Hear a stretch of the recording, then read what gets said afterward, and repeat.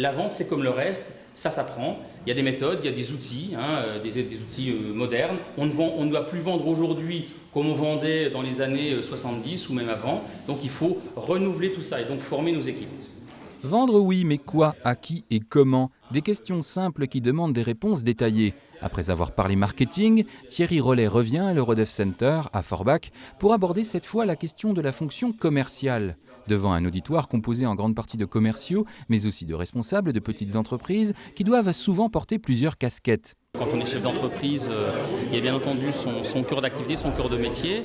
Et on doit avoir aussi une casquette de gestionnaire, une casquette de marketeur, une casquette de commercial. Parce que si on veut que l'entreprise se développe, il faut aller au-devant des clients. Et c'est quelquefois quelque chose, c'est pas forcément un point fort des chefs d'entreprise, notamment des petites entreprises, cette casquette commerciale. Donc à travers ces exposés, c'est aussi les sensibiliser sur le fait que, comme on a pu l'entendre, le commercial, c'est pas forcément quelque chose d'inné. Il faut bien entendu aimer la relation avec le client, mais c'est quelque chose, ça obéit aussi à des règles, à des méthodes modernes qu'il faut apprendre, qu'on peut s'approprier.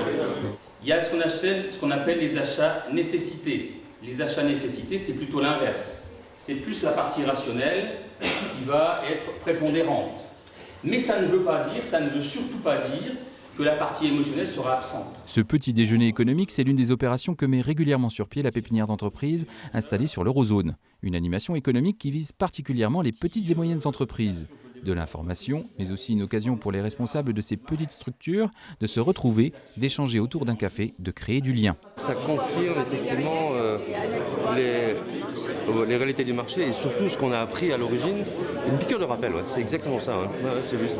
Ça fait du bien parce qu'effectivement le commercial est souvent seul et le fait qu'on nous redonne quelques bases, ça nous conforte toujours un peu dans notre métier. Donc moi je viens parce que je trouve que c'est toujours réconfortant. Voilà. C'était très bien fait.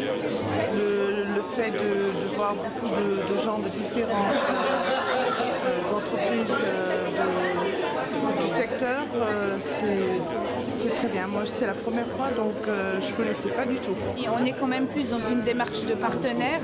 On n'est pas seul dans notre métier.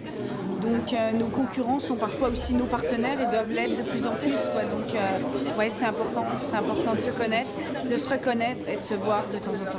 Il y a une personne qui est rentrée à l'accueil et qui a vu une autre personne et a dit « Ah, il faut que je te voie, j'ai 2 projets pour toi ». Et ben, je me dis, rien que ça, moi ça m'a donné une pêche d'enfer déjà. Et je trouve que à travers même ces conférences, quand on arrive à faire ça, et je trouve que ça serait extraordinaire déjà si on repartait chacun avec 1 ou 2 projets de cette conférence, rien qu'une prise de contact, une recommandation. Prochain rendez-vous de la pépinière, le mardi 24 septembre. Elle s'associe cette fois au Conservatoire national des arts et métiers pour la première édition d'une journée professionnelle consacrée au réseau d'affaires transfrontalier des PME-PMI. De quoi donner aux entreprises est-mosellanes des clés pour aborder le marché allemand.